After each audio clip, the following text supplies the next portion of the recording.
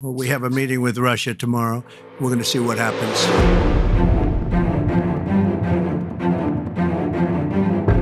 আর একদিন বাদেই ট্রাম্পের সাথে বৈঠক, কিন্তু ভ্লাদিমির পুতিনের কাছে যেন তার চেয়েও গুরুত্বপূর্ণ উত্তর কোরীয় নেতা কিম জং উনের সাথে কথা। পুতিনের সাথে কিমের সম্পর্ক যেন ভাইয়ের মতোই, হবেই না কেন।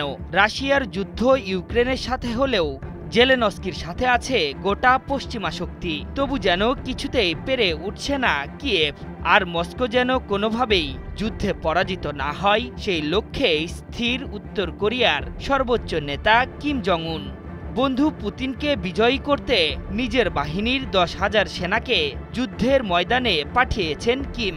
সেই সাথে রাশিয়ায় গোলাবারুদ, সমরাস্ত্র এবং হাজার হাজার শ্রমিকের যোগান দিচ্ছে এশিয়ার খ্যাপাটে এই নেতা। মস্কোকে অকুণ্ঠ সমর্থন দিয়ে বীরত্ব ও সাহসী আচরণের জন্য কিমের প্রতি কৃতজ্ঞতা প্রকাশ করেছেন পুতিন। সেই সাথে উত্তর কোরিয়া যুক্তরাষ্ট্রের দ্বন্দ্বের বরফ গলাতেও বড় পদক্ষেপ নিতে যাচ্ছেন রুশ প্রেসিডেন্ট।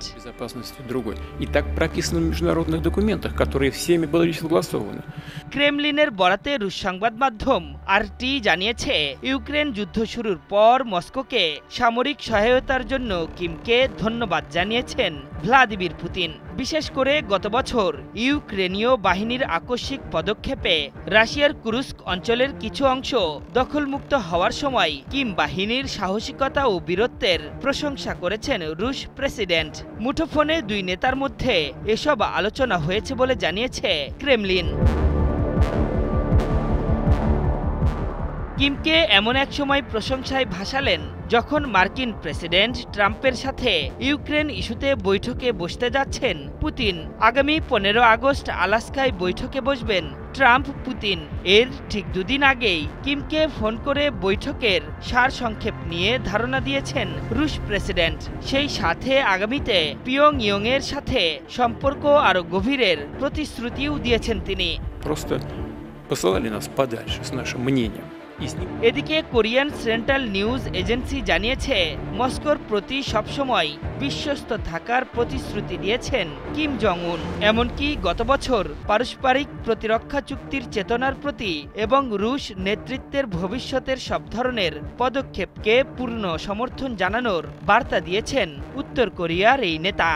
미국이 계속하여 군사적 힘의 시위 행위에서 আলাস্কার বৈঠকের ঠিক আগ মুহূর্তে পুতিনের এই ফোনালাপ নিয়ে চুল চেরা বিশ্লেষণ শুরু করেছেন ভূ রাজনৈতিক বিশ্লেষকরা। ওয়াশিংটন ডিসির স্টিমসন সেন্টারের কোরিয়া প্রোগ্রামের পরিচালক জেনি টাউনের মতে, এই ফোনালাপে একটি স্পষ্ট ইঙ্গিত পাওয়া গেছে, রাশিয়া হয়তো একটি ভূমিকা পালন করতে যাচ্ছে, যেমনটা 2018 সালে দক্ষিণ কোরিয়া করেছিল।